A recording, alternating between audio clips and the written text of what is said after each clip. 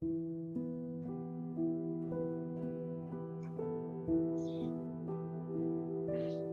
so let's begin. So we're on chapter one, and we're going to be starting with the paragraph. So when you listen to a thought. So let's get started.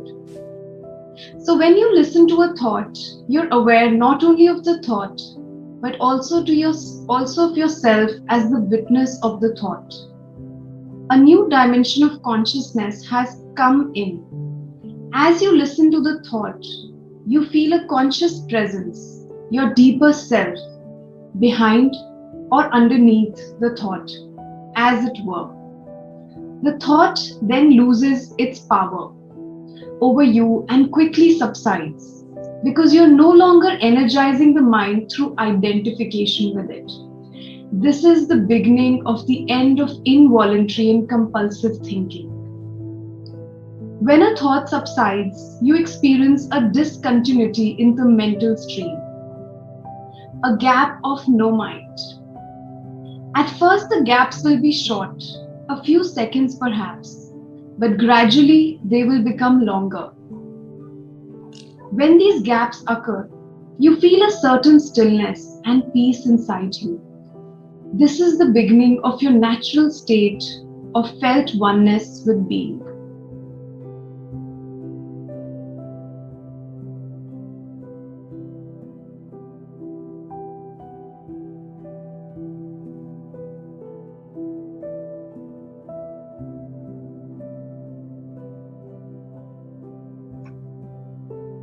Which is usually obscured by the mind. With practice, the sense of stillness and peace will deepen. In fact, there is no end to its depth. You will also feel a subtle emancipation of joy arising from deep within, the joy of being. It is not a trance-like state, not at all. There's no loss of consciousness here. The opposite is the case. If the price of peace were a lowering of your consciousness, and the price of stillness, a lack of vitality and alertness, then they would not be worth having. In this state of inner connectedness, you're much more alert, more awake than in the mind-identified state. You're fully present. It also raises the vibrational frequency of the energy field that gives life to the physical body. As you go more deeply into this realm of no mind, as it is sometimes called in the East, you realize the state of pure consciousness. In that state, you feel your own presence with such intensity and such joy that all thinking, all emotions, your physical body, as well as the whole external world, become relatively insignificant in comparison to it. And yet, this is not a selfish but a selfless state. It takes you beyond what you previously thought of as yourself. That presence is essentially you, and at the same time, inconceivably greater than you. What I'm trying to convey here may sound paradoxical or even contradictory, but there's no other way that I can express it. Instead of watching the thinker, you can also create a gap in the mind stream simply by directing the focus of your attention into the now. Just become intensely conscious of the present moment. This is a deeply satisfying thing to do. In this way, you draw consciousness away from the mind activity and create a gap of no mind, in which you are highly alert and aware but not thinking. This is the essence of meditation. In your everyday life, you can practice this by taking any routine activity that normally is only a means to an end and giving it your fullest attention so that it becomes an end in itself. For example, every time you walk up and down the stairs in your house or place of work, pay close attention to every step, every movement, even your breathing. Be totally present. Or when you wash your hands, pay attention to all the sense perceptions associated with the activity. The sound and feel of the water, the movement of your hands, the scent of the soap, and so on. Or when you get into your car, after you close the door, pause for a few seconds and observe the flow of your breath. Become aware of a silent but powerful sense of presence. There is one certain criterion by which you can measure your success in this practice: the degree of peace that you feel within.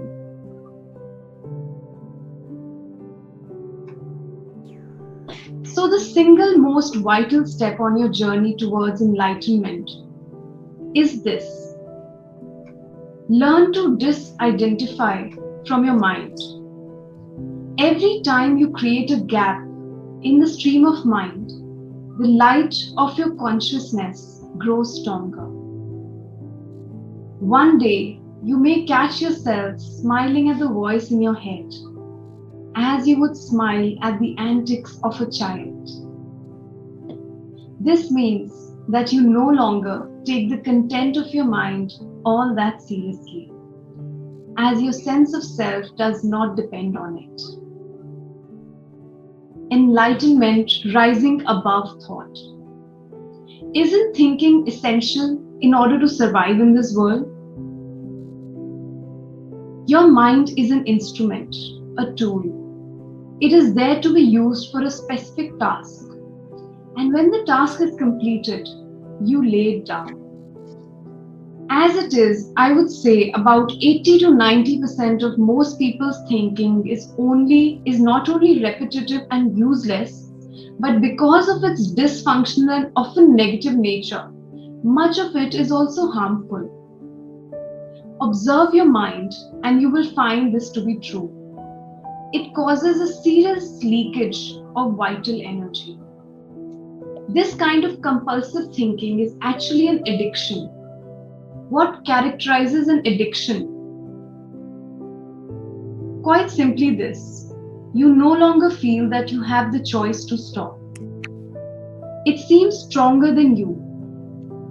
It also gives you a false sense of pleasure that invariably turns into pain.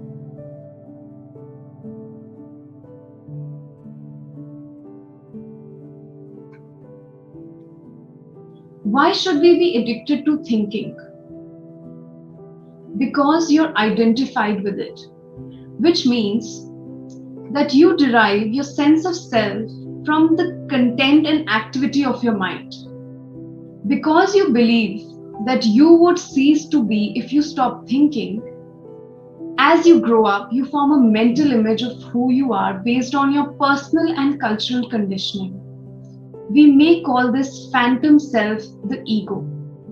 It consists of mind activity and can only be kept going through constant thinking. The term ego means different things to different people, but when I use it here, it means a false self created by unconscious identification with the mind. To the ego, the present moment hardly exists. Only past and future are considered important. This total reversal of the truth accounts for the fact that in the ego mode, the mind is so dysfunctional. It is always concerned with keeping the past alive, because without it, who are you? It constantly projects itself into the future to ensure its continued survival and to seek some kind of release or fulfillment there. It says, one day, when this, that, or the other happens, I am going to be okay, happy, at peace. Even when the ego seems to be concerned with the present, it is not the present that it sees. It misperceives it completely because it looks at it through the eyes of the past, or it reduces the present to a means to an end that always lies in the mind projected future. Observe your mind and you see that this is how it works. The present moment holds the key to liberation, but you cannot find the present moment as long as you are the mind. You are your mind. I don't want to lose my ability to analyze and discriminate. I wouldn't mind learning to think more clearly in a more focused way, but I don't want to lose my mind. The gift of thought is the most precious thing we have. Without it, we would just be another species of animal.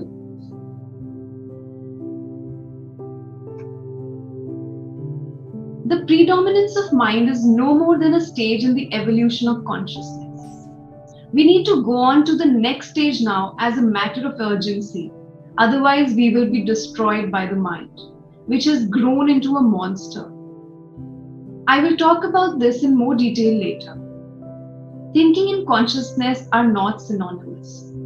Thinking is only a small aspect of consciousness. Thought cannot exist without consciousness, but consciousness does not need thought. Enlightenment means rising above thought, not falling back to a level below thought, the level of an animal or a plant. In the enlightened state, you still use your thinking mind when needed, but in a much more focused and effective way than before. You use it mostly for practical purposes, but you are free of the involuntary internal dialogue, and there is inner stillness. When you do use your mind, and particularly when a creative solution is needed, you oscillate every few minutes or so between thought and stillness, between the mind and the no mind. No mind is consciousness without thought. Only in that way is it possible to think creatively, because only in that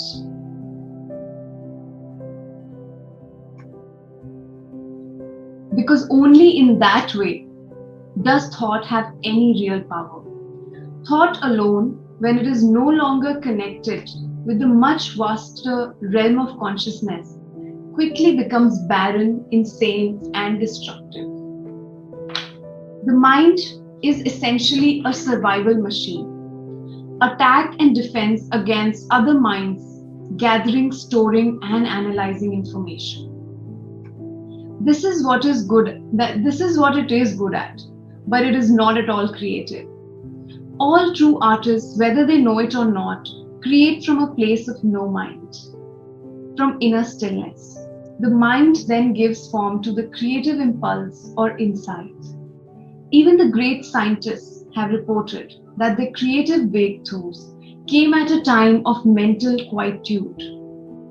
The surprising result of a nationwide inquiry among America's most eminent mathematicians, including Einstein, to find out their working methods was that thinking plays only a subordinate part in their brief, decisive phase of the creative act itself. So, I would say that the simple reason why the majority of scientists are not creative is not because they don't know how to think, but because they don't know how to stop thinking. It wasn't through the mind, through thinking, that the miracle that is life on earth or your body was created and is being sustained. There is clearly an intelligence at work that is far greater than the mind. How can a single human cell measuring 1 by 1,000 of an inch in diameter contain instructions within its DNA that would fill 1,000 books of 600 pages each? The more we learn about the workings of the body, the more we realize just how vast is the intelligence at work within it, and how little we know when the mind reconnects with that.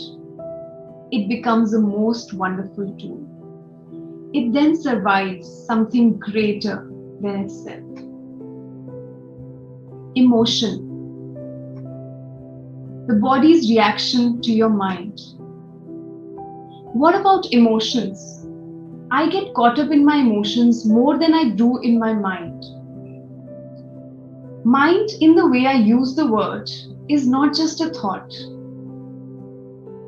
It includes your emotions as well as all unconscious mental, emotional, reactive patterns. Emotion arises at the place where mind and body meet. It is the body's reaction to your mind, or you might say a reflection of your mind in the body. For example, an attack thought or a hostile thought will create a buildup of energy in the body that we call anger. The body is getting ready to fight. The thought that you're being threatened physically or psychologically causes the body to contract. And this is the physical side of what we call fear. Research has shown that strong emotions even cause changes in the biochemistry of the body. These biochemical changes represent the physical or material aspect of the emotion. Of course, you're not usually conscious of all your thought patterns, and it is often only through watching your emotions that you can bring them into awareness.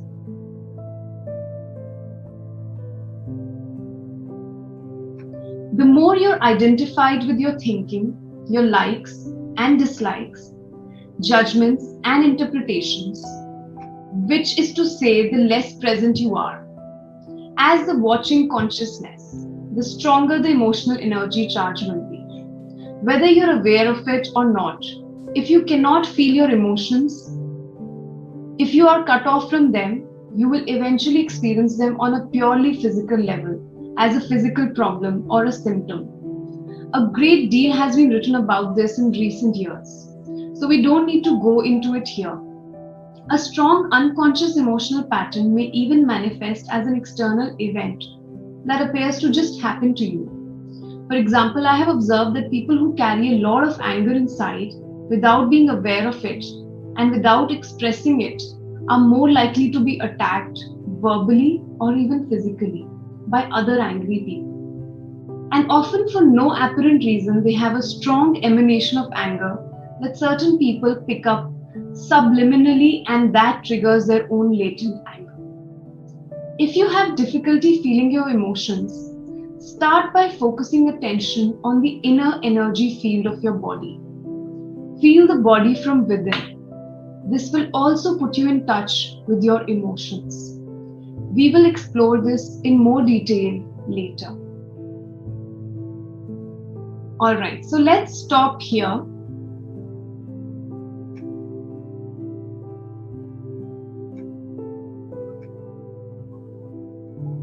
And let's talk about what did you gain from what we just read? What were any thoughts you had or any questions that you have when we were reading it?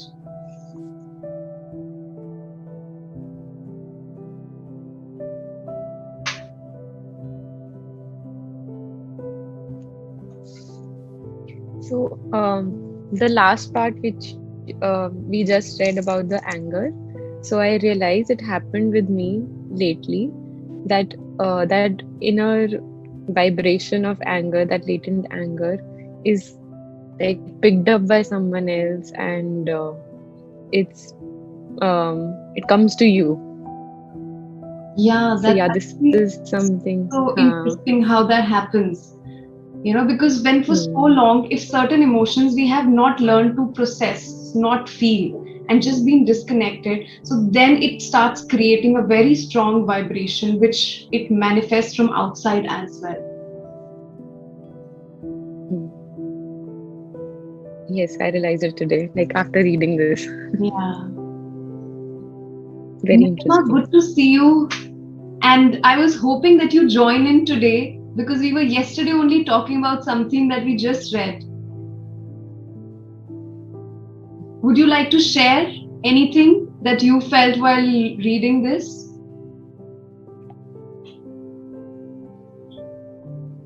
How about you, Sapna? Well, for me, when you just said that, those gaps occur, and it's been so many years of just thinking, thinking, thinking. And when that happens these days, I think once in a while I feel that, experience it. It's just so beautiful. Like, Yeah. suddenly I feel that, life is not what I used to think, or what those ambitions, aims, goals, they were all, fed into my head, and I have started to see things little bit clearer. Yeah. So yes, life suddenly is so beautiful. So yeah, Absolutely. Those moments of no mind, those moments of that yeah, really blesses, when you just, all those goals that you just mentioned, we create. And if we're not on track, we just beat ourselves up so much that shit, I cannot be peaceful. I cannot be happy because I haven't achieved this goal. And the moment you disconnect from that voice which is running, that's when you experience that beautiful peace. And yeah. that's also a place, from where all your goals will automatically start working without you having to make so much effort. That's another beautiful part of it.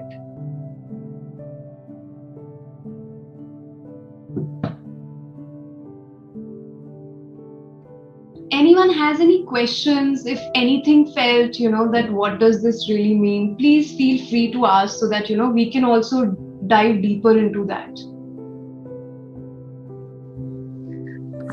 I wanted to ask that how do we practice it all the time?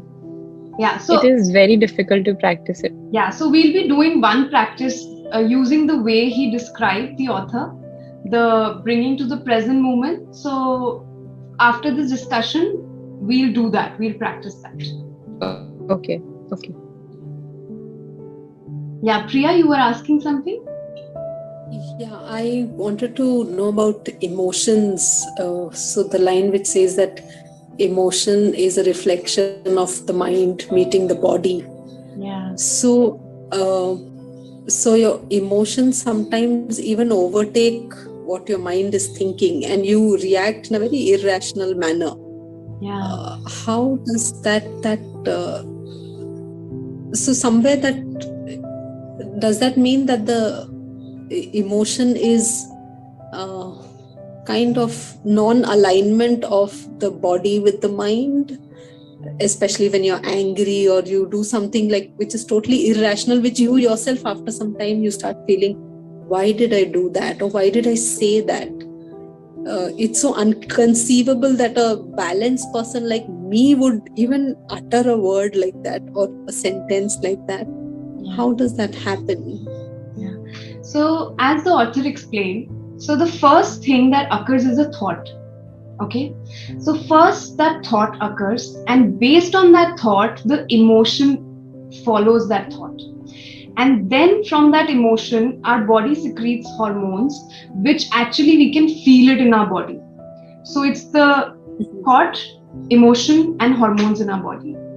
Now, what happens is there are many emotions which we have never really faced or felt or even processed. So they're all lying accumulated. So let's, for example, take the example of anger. So there are many things that have happened which made me angry, but either I never realized it, either I suppressed it, or I tried to just ignore it. So now it's all lying there. And now one thought and like one small spark of anger comes, and it's like it ignites that whole fire. That's when the emotion becomes so much bigger than the thought. That's when it goes beyond your control now, because there was so much charge already lying there unprocessed. If imagine if there is a glass which is empty, you pour something that it has a lot of capacity and it will just keep, and after a point it will just not be able to take it anymore, it will just burst. So that is one thing that happens. Another interesting thing which I think the author is going to cover, hasn't covered yet, is so when you go into that anger mode, we start connecting with the mass consciousness of anger. You know how the author described that if you have that anger, you will attract people's latent energy of that anger. So what he's talking about is a mass consciousness. Some of the words that I will say are not even mine. So all of us, all human beings, we are actually connected through this mass consciousness, and if we are in the lower phase, when we are in the lower emotions, we will tap everywhere, all people who are in that emotion. And that's where it becomes even more stronger in us. And as we keep doing this inner work, processing, releasing, accepting different emotions, then we rise higher up. Our consciousness is rising higher and higher, and then we'll access only mass consciousness at this level, where there's joy, there is peace, people with higher thought level, where people are thinking only good for others, there's just love emanating, and then that also multiplies.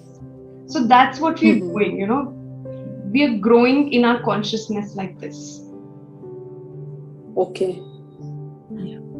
Okay. So sometimes when you feel that, I often think, what is it that I thought that I attracted this kind of a person around me? How do you change that thought? How do you, maybe to say that, how do you, I don't know how to explain, I understand, but how do you break that pattern? So if you have attracted it, if you have created that thing into your existence, that means you have the ability to uncreate it as well. So if a thought and an emotion can create something, a thought and emotion can also transform it. So even if I have some people in my surrounding, which, I feel that this is not what I wish to create further, then I have this opportunity just through my inner work, by understanding where do I hold this thing that I see in this person, and I release it from within me. You will notice how amazingly either the people in your surrounding will change, or they disappear, or that thing just doesn't come in your notice anymore. Either of these things will happen. Maybe that person still would be angry, but they can't be angry with you, because you do not have that particular belief or that particular vibration in you. So that person cannot be with you that anymore. That is how beautifully it works. But how do you release that emotion? So now first is becoming aware of it, which right now, Eckhart Tolle is talking about becoming aware. So many times, when we just become aware and embrace something, it leaves us. That is one of the most fluid ways. When you become aware that, oh, I have this anger in me. Just like this person gets angry at me, I have that in me. That awareness in itself is, first of all, very powerful. Taking responsibility for my life, that rather than blaming this person, I take responsibility that, okay, I also have something of this, and I am willing to take responsibility and embrace my shadow side. So when I do that, first of all, it starts dissolving on its own. And for sometimes, when we are doing deeper work, then you can use tools like tapping, EFT, and just release these different vibrations in you. So you can transform these beliefs which are holding this reality in place. Yeah. Okay. Okay. Anyone else? Any suggestion, any point that really stood out for them? And if not, then let's go into a small exercise which Eckhart Tolle had described to become mindful. So who all are having their teas? Let's cheers together. All right. So let's get a little comfortable and just sit, be relaxed, as I'm going to guide you through this small practice.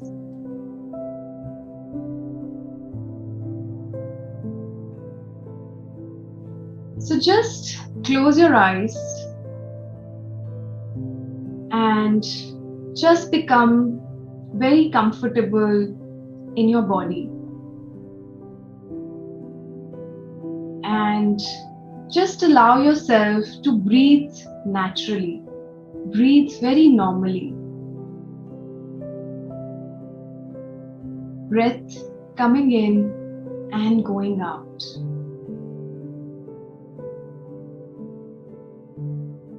And now notice your feet. And notice, what are your feet touching? Are they touching the floor? Are they touching chair? cloth, just notice what are your feet touching. And just feel the texture beneath your feet, whether it's cold, whether it's warm.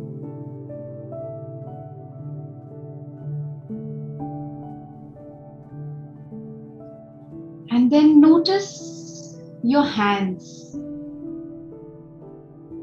Notice what are your hands touching, whether your thighs,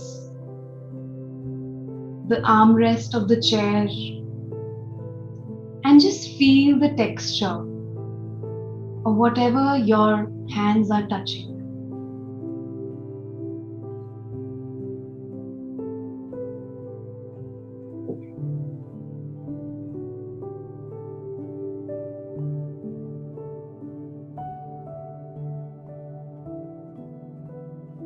And then feel the air in the room. If there's a fan running or there is an air conditioner on your body, feel the touch of air.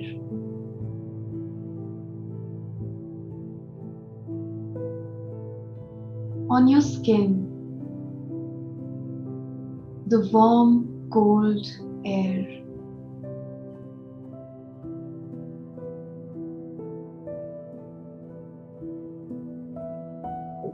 And then notice any sounds that you hear.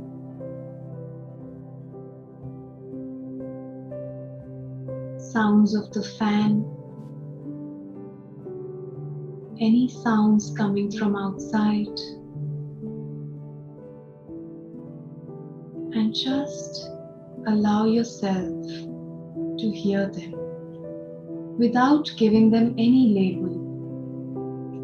Just be a witness to these sounds.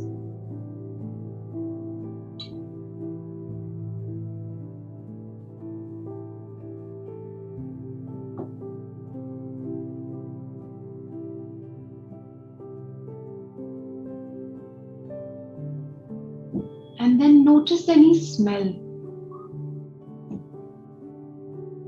Can you smell anything in the room?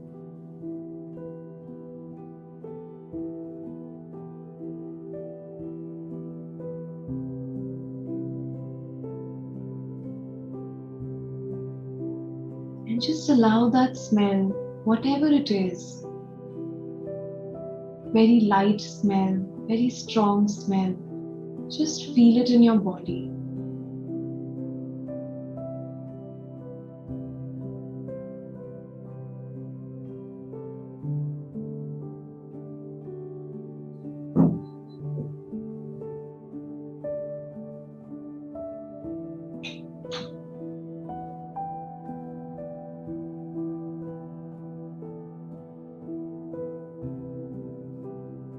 And then slowly open your eyes.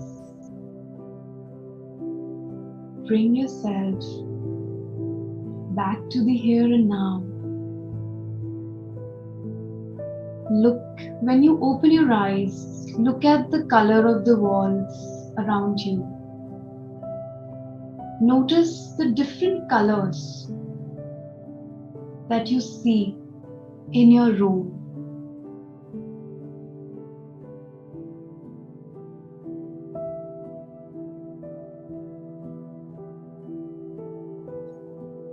Look at these colors with a sense of awe,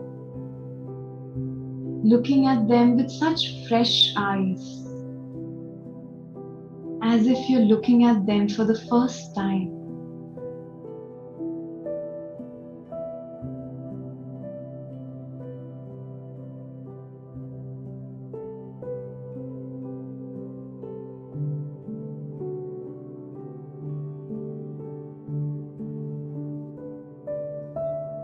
And then take a deep cleansing breath.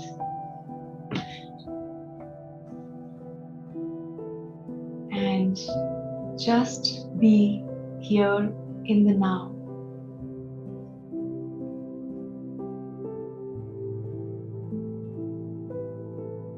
So, this was a simple exercise in bringing yourself back to the present moment.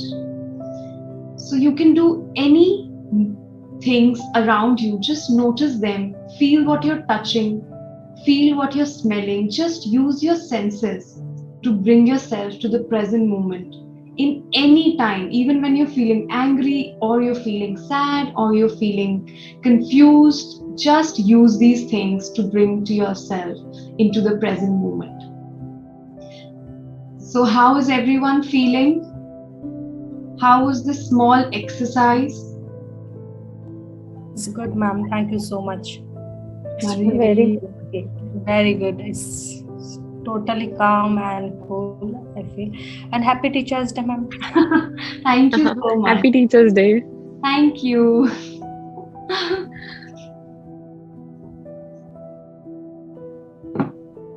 What about others? Vanika, Priya, how are you feeling? Could you feel that presence, the being Yes, now? yes. Very nice. Wonderful. So, this is so simple, and all of us can practice it anytime, wherever we are, wherever you're sitting. So, practice this and bring yourself to the present moment. Ma'am, I have one question. Mhm. During the meditation, I have some throat with some choking issue. So, is there anything like for So, choking related? yeah, so when you're doing this practice, no, just become aware of what is this choking feeling. Just and just be present in the moment, witnessing this feeling. And if anything arises, do not get connected or entangled in it. Just allow whatever surfaces to come up. And slowly, with this practice, you'll be able to start noticing your emotions even more rather than getting entangled with them. Okay. Okay, ma'am. Thank you. So, all It right. was very relaxing. Yeah. Thank you, Geet. Very relaxing. Welcome. Thank you so much, everyone, for joining in. And I'll share this recording. You can read again these lines. They are so beautiful, these particular lines that we read today. And see you all next time. Have a wonderful week ahead. Bye. Bye bye.